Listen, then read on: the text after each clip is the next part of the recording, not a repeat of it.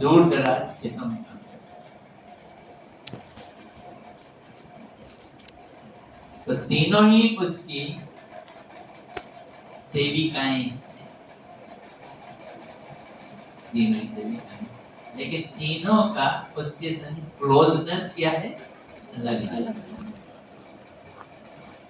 ऐसे ही भगवान की तीन शक्तियां हैं। एक तो घर की रानी है, वो चित्त शक्ति, इसे स्वरूप शक्ति भी कहते हैं। स्वरूप मैंने उनके स्वरूप के साथ चिपकी है। एक है जो घर का काम करती है, वो थोड़ी दूर जाके रहती है, वो जो चित्त शक्ति, वो है जीव शक्ति। हम लोग कौन है, जीव शक्ति। और तीसरी है जो खेतों में काम करती है, दूर है। काम तो वो जमींदार के कहने पे करती है, पर जमींदार का उससे काफी आपस में डायरेक्ट संपर्क नहीं होता, वो माया शक्ति। समझ आ रही है? ठीक है। तो एक ही शक्ति के तीन स्थान है, क्लोजेस्ट, थोड़ा दूर और बहुत दूर। शक्ति काम क्या करती है? बहुत सारे काम करती है। तो जैसे एक सफेद लाइट होती है, उसको प्रिज्म से निकालो तो वो कितने में बढ़ जाती है? 7 में बढ़ जाती है। उस 7 को स्पेक्ट्रम कहते हैं। क्या कहती हैं? स्पेक्ट्रम। किसका स्पेक्ट्रम? लाइट, सफेद लाइट। यानी ये सफेद लाइट 7 रंगों का काम करती है। ऐसे ही एक स्वरूप शक्ति का स्पेक्ट्रम क्या है? वो है संदनी, लादनी। बात समझ आ रही? जैसे सफेद लाइट 7 रंगों में अपना स्पेक्ट्रम दिखाती है, वैसे ही भगवान की स्वरूप शक्ति 3 रंगों में अपना स्पेक्ट्रम दिखा रही है। कौन कौन सी? संबित,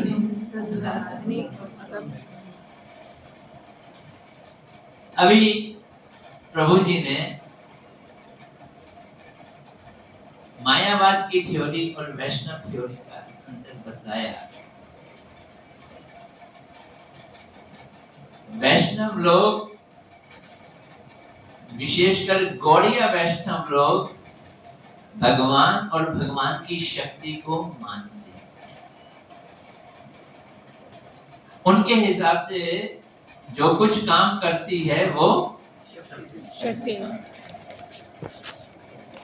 दूसरे वैष्णव फिलॉसफियों में, रामानुज वैष्णव फिलॉसफी या निम्बादेसी, ये 3 और अलग अलग हैं। उनके हिसाब से सब काम भगवान ही करते हैं। कौन करते हैं? भगवान। लेकिन गौड़िया मठ कहते हैं भगवान तो एकदम नालायक है, वो कुछ नहीं करते। कौन करता है? शक्तियाँ। तो ये क्या करते हैं साहब? कौन? भगवान क्या करते हैं? वो स्वेच्छामय है, स्व इच्छा, उनके अंदर सिर्फ इच्छा है। वो क्या है? स्वेच्छा में। इच्छा। और शक्ति क्या करती है? वो इंतजार करती है, ये कुछ इच्छा करें तो मैं कुछ कार्य करूं, ये कुछ इच्छा करें मैं कुछ। अब इसे समझना जरा।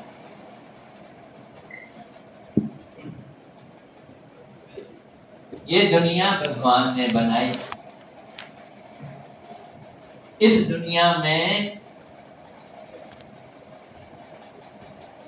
मृत्यु है ना? इस दुनिया में कष्ट है। इस दुनिया में सब गड़बड़ियां हैं, ढेर सारी गड़बड़ियां। अगर ये दुनिया भगवान अपने हाथ से बनाते हैं और अपने ही अंदर से बनाते हैं, तो ये सारी गड़बड़ियां किस में आ जाएंगी? भगवान में आ जाएंगी। अगर भगवान ने अपने से, अपने में ये संसार बनाया, तो ये संसार के जितने भी डिफेक्ट हैं वो किस में आ गए? भगवान में। भगवान में आ गए। तो मायावादियों ने वैष्णवों से पूछा, तुम ये बतलाओ कि ये सारे दोष तो भगवान में आ जाएंगे, अगर भगवान ये दुनिया खुद बनाएंगे, क्योंकि दुनिया में दोष ही दोष है। तो वैष्णव ने मायावादियों से पूछा, नहीं भाई, कुछ चीजें ऐसी हैं जो क्रिएट तो करती हैं लेकिन उनमें दोष नहीं आता। जैसे चिंतामणि है, वो छूती है तो दूसरी चीज को बदल देती है, पर चिंतामणि में कोई दोष नहीं आता। तो ये उन्हें उदाहरण दिया। वो बोलते हैं चिंतामणि ने छुआ, किसी बाहर की वस्तु को छुआ, उसको बदला। लेकिन यहाँ तो भगवान अपने अंदर से ये सृष्टि निकाल के बना रहे हैं। कौन सी सृष्टि? टेम्परेरी सृष्टि। कौन सी सृष्टि? जिसमें मृत्यु है, जिसमें दुख है, जिसमें कष्ट है। भगवान अपने से बना रहे, तो उनमें ये दोष आएगा। तो वैष्णव ने पूछा, अच्छा मिस्टर मायावादी, मिस्टर अद्वैतवादी, शंकराचार्य वालों से पूछा, तुम इसका क्या उत्तर दोगे? बोलते हैं हम ये उत्तर देंगे कि ये सृष्टि है ही नहीं। फिर क्या है? तो मायावादियों का क्या उत्तर है? सृष्टि है ही नहीं। सृष्टि है ही नहीं। क्या कहते हैं? ना ही सृष्टि हो, ना ही उसके दोष लगे। तो फिर क्या है? बोलते एक ही चीज है, वो ब्रह्म, वो निराकार है, निर्विशेष है, वही सत्य है और जगत मिथ्या। ये सृष्टि है ही नहीं। अब दूसरे संप्रदाय वाले तर्क में हार रहे थे, तो चैतन्य महाप्रभु ने आकर कहा, अरे वैष्णवों, तुम एक छोटी सी बात से क्यों हार रहे हो, और वो भी इन मायावादियों से। सच्ची बात ये है कि भगवान ये सृष्टि अपने हाथ से नहीं बनाते, ना ही अपने में बनाते हैं। फिर भगवान ये सृष्टि अपनी शक्ति से बनाते हैं। तो जो सृष्टि भगवान की निजी सृष्टि है, जिसमें भगवान स्वयं रहते हैं, कृष्णा, वो तो गोलोक वृंदावन है, वो तो उनकी सृष्टि चित्त शक्ति बनाती है। कौन शक्ति? चित्त शक्ति।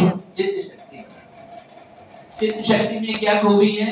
वो उनकी स्वरूप शक्ति है, उनके स्वरूप से चिपकी हुई है ये चित्त शक्ति। इसलिए वो जो चाहते हैं वो वैसा ही कार्य करती है।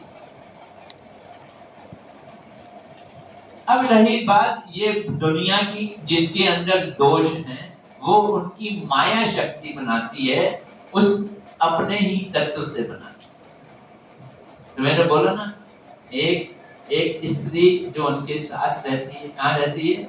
उनके घर में रहती है। और एक स्त्री जो खेतों में काम करती है, खेतों में काम करने वाली सबसे खेतों का काम करती है, पर राजा से उसका कोई टच नहीं होता। राजा उसको पैसे देता है, तनख्वाह देता है, उसके कहने पे खेत का काम कर रही है, लेकिन राजा का उससे टच नहीं होता। ऐसे ही भगवान अपनी माया शक्ति को इंस्ट्रक्शन देते हैं, उसको कहते हैं माया शक्ति अपने में से ये सृष्टि बनाती है। तो जो जिस सृष्टि का जितना दोष है वो किसमें लगा? माया शक्ति में। माया शक्ति, वो भगवान में नहीं लगा। इसलिए हमारे चैतन्य महाप्रभु जी ने भगवान के साथ भगवान की शक्ति का एक कंसेप्ट दिया है, जो ये तीसरा आप दशमुख पढ़ रहे हैं। क्या है कंसेप्ट? भगवान की क्या है? शक्ति। और शक्ति और शक्तिमान में कोई भेद नहीं। बात समझ आ गई?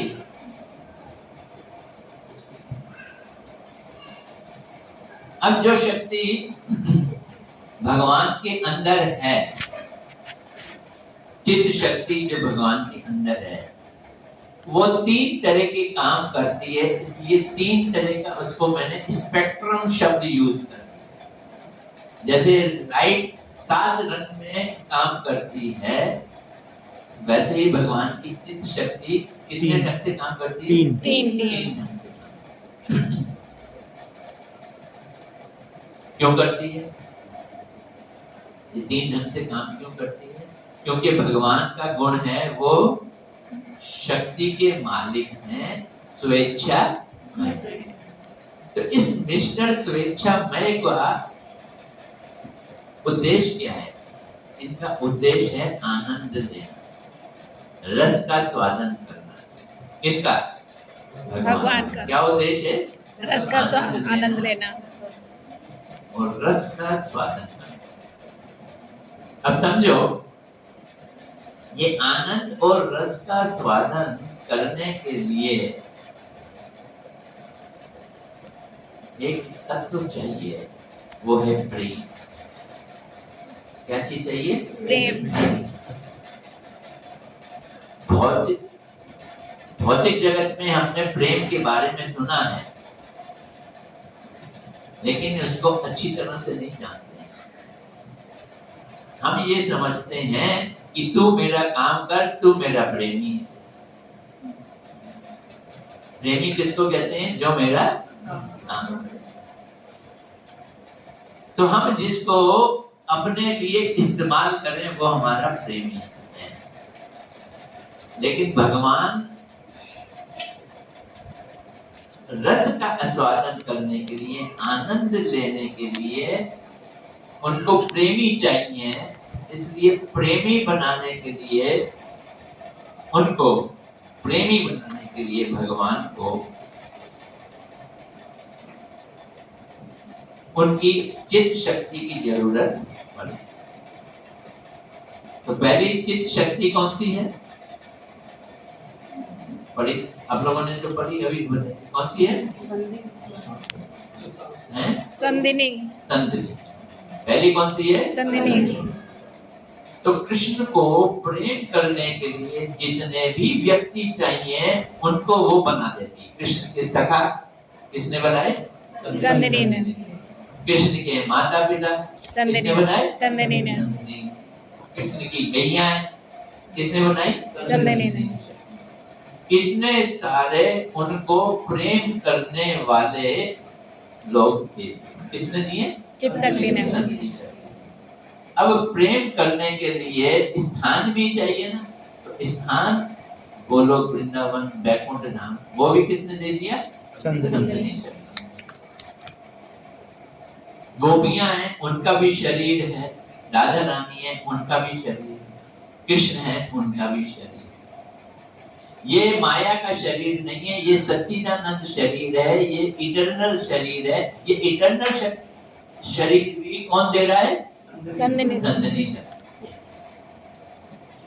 तो संदिनी शक्ति ने वो सारा मटेरियल सप्लाई किया जिसके द्वारा भगवान क्या ले सके? आनंद। लेकिन आनंद लेने के लिए एक चीज की बड़ी सख्त जरूरत है। वो क्या है? रिलेशनशिप। तुम्हारे पास, तुम कनॉट प्लेस में चले जाओ, कहीं भी चले जाओ, इतने सारे लोग मिलेंगे, लेकिन उनसे तुम्हारा कोई रिलेशनशिप नहीं है। तुम यही कहोगे बाजार से गुजरा हूं, खरीदार नहीं है, क्योंकि किसी से भी तुम्हारा कोई रिलेशन नहीं है। LLBY में आए तो सब लोग बड़े खुश, एक दूसरे से हाय हेलो कर रहे हैं, क्योंकि क्या है? रिलेशन है, जानते हैं। तो संबंध से प्रेम बनता है और प्रेम से आनंद। तो ये संबंध देने वाली शक्ति कौन सी है? वो संबित शक्ति। अगर संबंध नहीं होगा तो प्रेम नहीं होगा।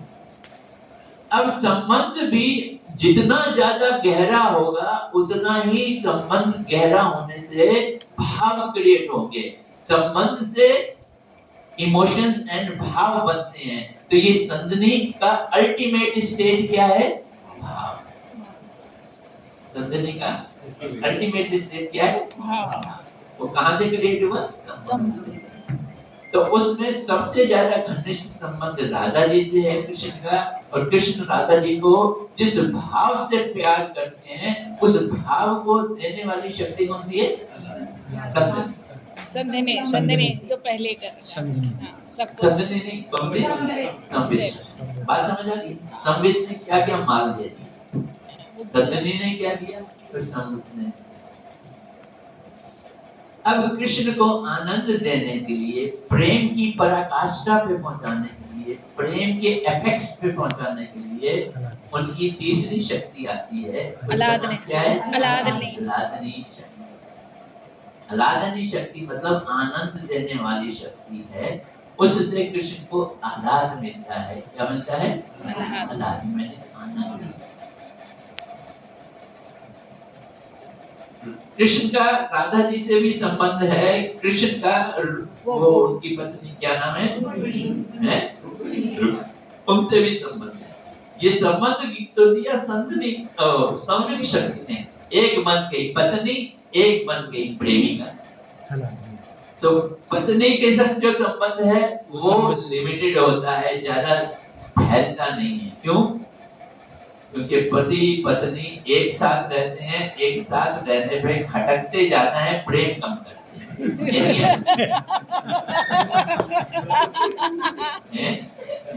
खटकते जाता है, जितने हेड्स होंगे उतने खटकेंगे। जो चीज आसानी से उपलब्ध है वो चीज उतनी आकर्षक नहीं रहती पति पत्नी में।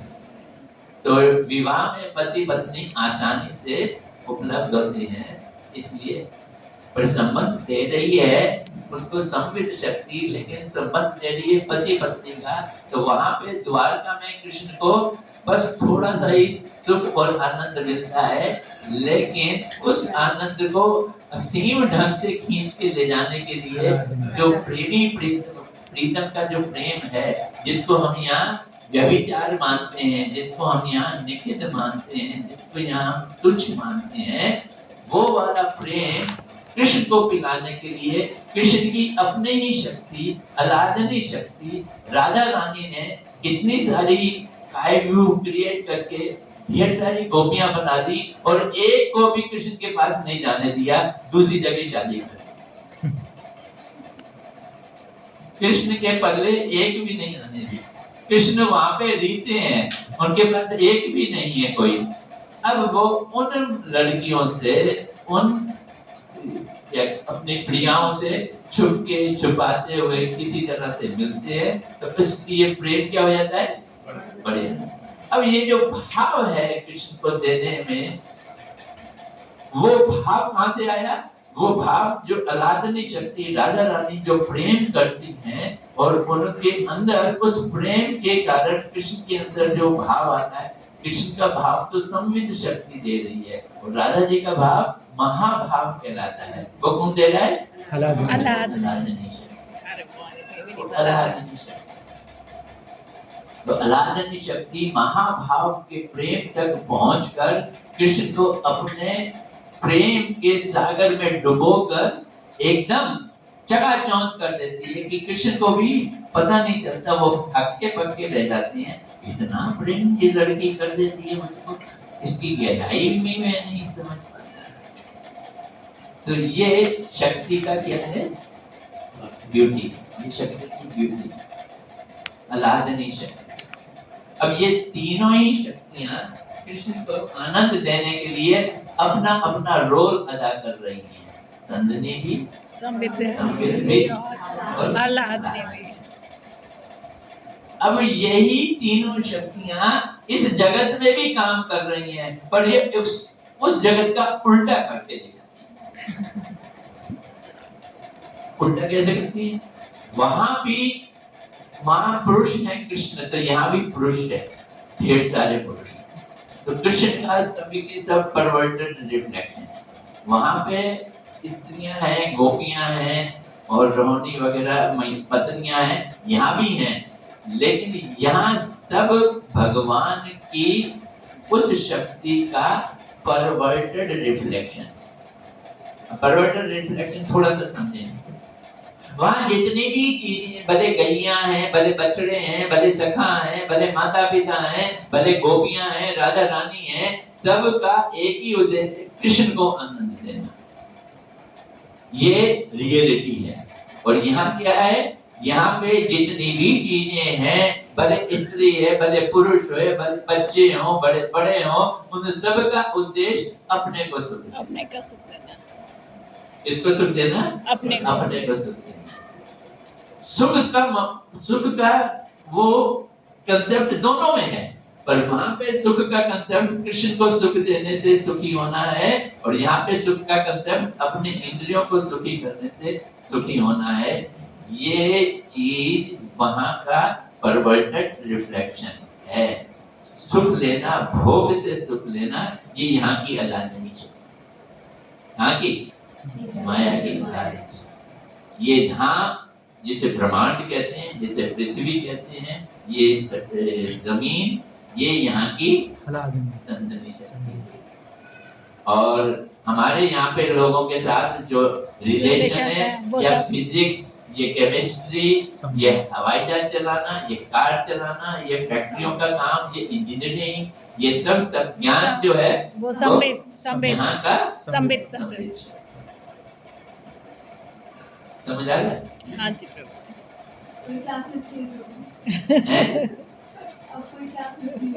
Very important. ठीक बता रहा हूँ। अरे अरे टूट जाएगी नीचे, थोड़ी खाओ। अच्छा, एक तरफ को थोड़ा हट। अब इन दोनों के बीच में एक चीज और रह गई, वो हम लोग जीव शक्ति। हाँ, तटस्थ। कौन सी शक्ति? जीव शक्ति। जीव शक्ति जड़ जगत से नहीं क्रिएट हुई, और जीव शक्ति जो है भगवान के धाम, भगवान की चित्त शक्ति से नहीं क्रिएट हुई। चित्त शक्ति से क्रिएट होती तो वहीं रहती, हाँ, चित्त जगत में रहती। तो ये कुछ ऐसी है जैसे कि हम आग जलाएं तो आग जल रही है, तो आग के अंदर तो आग है, लेकिन आग की चिंगारी कहाँ से क्रिएट होती है? बोलो, हवा से तो चिंगारी क्रिएट नहीं होती, और आग में चिंगारी नहीं होती, आग में तो आग होती है। फिर आग और हवा के बिल्कुल एकदम बीच में ये चिंगारी क्रिएट पनपती है, वो ही हम लोग तट पे क्या करें?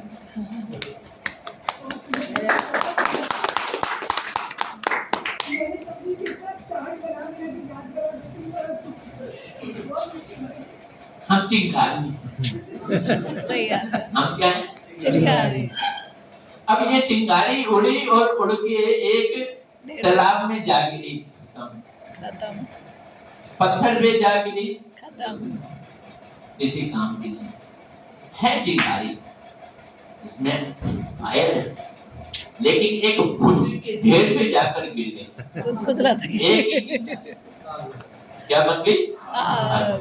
तो इस चिंगारी में आग बनने का भी गुण है, और इस चिंगारी में पानी में जाकर खत्म होने का भी गुण है, दोनों ही गुण। अब हमें सिलेक्ट करना है, पानी में जाके गिरे या आग पे। तो भगवान की जो भक्त लोग हैं, भगवान की जो भक्ति है, वो चिंगारी कहाँ जाके गिरती है? उसी पे। उस भूसे में गिरने से उस चिंगारी के अंदर ऐसा प्रेम जागता है, ऐसा प्रेम जागता है कि भगवान उसमें बंध जाए। वैसे उसमें इतनी ताकत नहीं है, क्योंकि क्या है, ये मात्र चिंगारी है। लेकिन जब भूसे के संपर्क में आएगी तो ये बड़े बड़े चीजों को जला देगी। तो हम लोगों को ये सिलेक्ट करना है कि निकल के गिरे कहाँ जाकर गिरे। तो हमें वैष्णवों का, भगवान के भक्तों का, भगवान की कथाओं का, भगवान की लीलाओं का ये भूसा है, इसमें जाके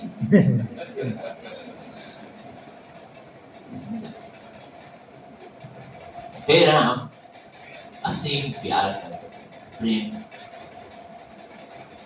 तो वो जो जीव है, जब वो ना इधर का है ना उधर का है, अपने अकेला है, तो अपने अकेले में वो अपना आनंद लेता है, उसे ब्रह्म आनंद लिया, ब्रह्मानंद।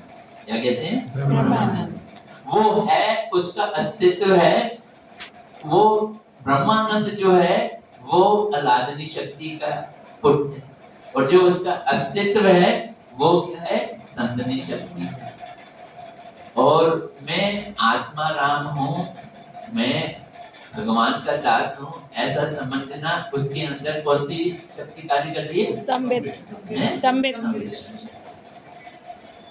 तो इस तरह से एक ही शक्ति अलग अलग स्थान पे 3 जगहों पे, उसका नाम चित्त शक्ति, जीव शक्ति और माया शक्ति है। और वही शक्ति 3 तरह के काम करती है, स्पेक्ट्रम दिखाती है। तो वही संधिनी, संबित और संबित और आह्लादनी और प्रेमानंद। हरे